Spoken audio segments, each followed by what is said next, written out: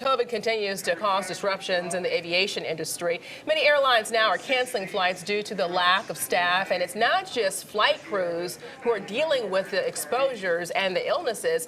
So let's get some answers tonight of what's really going on. Chief Transportation Correspondent Hawker Vanguard joins us now. Yeah, and Hawker, keeping an airline running, that's an all hands-on-deck effort, right? Yeah, it takes people from all different work groups. You have pilots, flight attendants, but we can't forget about people on the ground. So we have agents, we have everybody who's going to help that plane get off the ground. So people headed to their destination. It happens over 500 times a day here in Charlotte. And the airport, it continues to grow as American Airlines invests more time into aircraft and the people resources here. So the airline has ramped up its international footprint by adding back more than 2 routes at this point, Frankfurt and Munich. Those are large jets that take a lot of manpower to get off the ground. Now that means that the airline needs more pilots, flight attendants, and of course the customer service agents and ramp agents to work those trips. But 2 work groups that the airline relies on heavily is the customer service agents and the ramp workers.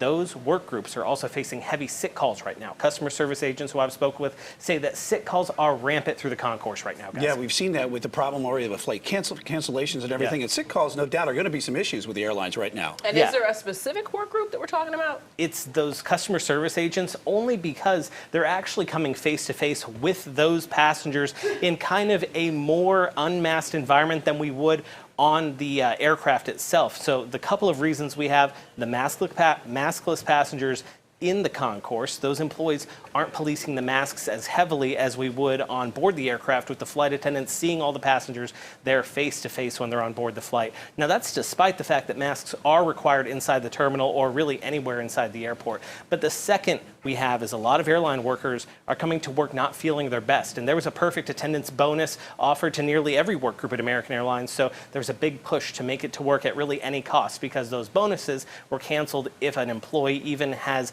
a call out because of COVID exposures or infections. So it was kind of a really precarious situation, guys. All right, Hawker Vanguard with all the information tonight. Thank you so much for that information.